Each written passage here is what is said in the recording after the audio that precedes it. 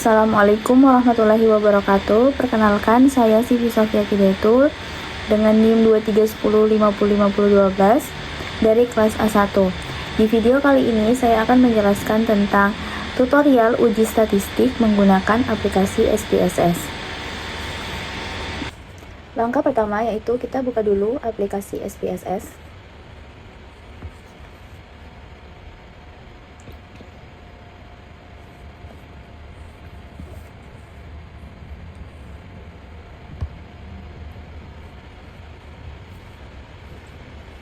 Setelah itu kita klik file, kemudian import data, masuk ke Excel. Nah, ini kita pilih data kita yang dataset. Ini saya sudah beri nama project. Nah, ini lalu klik open.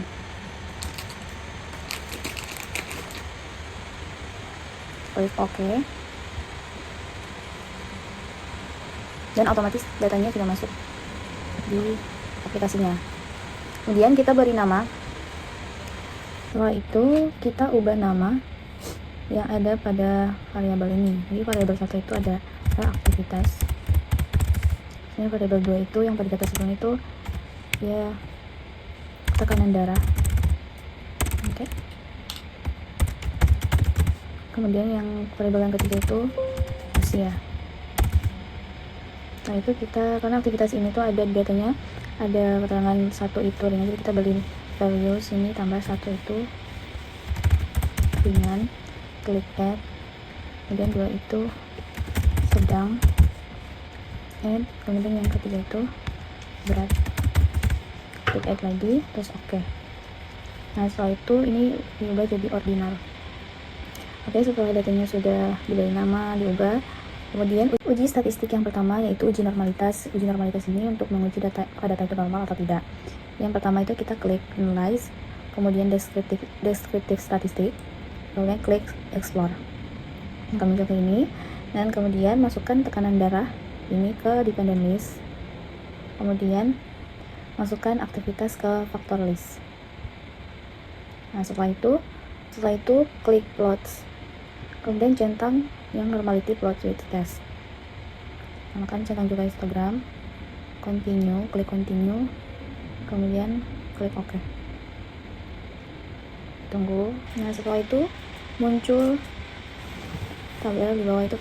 Ini uji normalitas, test of normality. Nah, kita akan lihatnya di Shapiro-Wilk karena data kita itu 10. Jadi kita pakai Shapiro-Wilk. Kita lihat dari sigma di sini adalah 0,850. Uji normalitas dilakukan untuk mengetahui apakah data pada tekanan darah pada masing-masing aktivitas tadi yang 1 itu ringan, 2 itu sedang, 3 itu berat, memiliki distribusi yang normal. Nah, pengujian ini dilakukan menggunakan metode Shapiro-Wilk karena jumlah sampel pada tiap kelompok kurang dari 50, jadi sampelnya itu sebanyak 10. Nah, berdasarkan hasil analisis ya, pada tabel ini diperoleh bahwa seluruh kelompok data menunjukkan nilai signifikasi yang lebih besar dari 0,05. Nah, nilai signifikasinya di sini yaitu 0,850. Sedangkan pada kelompok aktivitas sedang dan berat, nilai signifikasi masing-masing adalah 1,00. Nilai-nilai ini menunjukkan bahwa tidak terdapat perbedaan antara distribusi data yang diamati dengan distribusi normal. Nah, dapat disimpulkan bahwa data tekanan darah pada ketiga kategori ini, kategori aktivitas fisik yaitu ringan, sedang, berat ini, memiliki data itu berdistribusi normal. Uji selanjutnya itu uji homogenitas variance one way ANOVA dan post-Hodge 2K. Nah, di sini untuk ujinya langkah pertama klik analyze, kemudian compare means. Nah, ini one way ANOVA. Nah, kemudian masukkan tekanan darah ini ke dependent list. Kemudian masukkan aktivitas pada kolom faktor. Setelah itu, selanjutnya klik options, kemudian centang homogeneity of variance, kemudian centang descriptive, terus klik continue. Kemudian karena data ini yang awalnya sudah normal, udah homogen, jadi kita klik post-Hodge, kemudian centang yang tulisan 2K. Setelah itu continue. Oke. Nah, ini adalah hasil dari ketiga uji, yaitu yang pertama ini ada hasil uji homogenitas of variance, kemudian ini uji ANOVA, kemudian ini adalah hasil dari uji post-Hodge. Nah, berdasarkan tabel pada hasil uji homogeneity of variance ini menggunakan Levens test diperoleh nilai signifikasi yaitu 0,509. Itu yang berarti lebih besar dari nilai p-value yaitu 0,05. Nah, ini menunjukkan bahwa variance antar kelompok data tekanan darah adalah homogen atau sama, sehingga analisis dapat dilanjutkan menggunakan uji ANOVA. Nah, kemudian ada uji ANOVA, yaitu hasil dari uji ANOVA ini menunjukkan nilai F sebesar 71,194 dengan nilai signifikasi 0,000.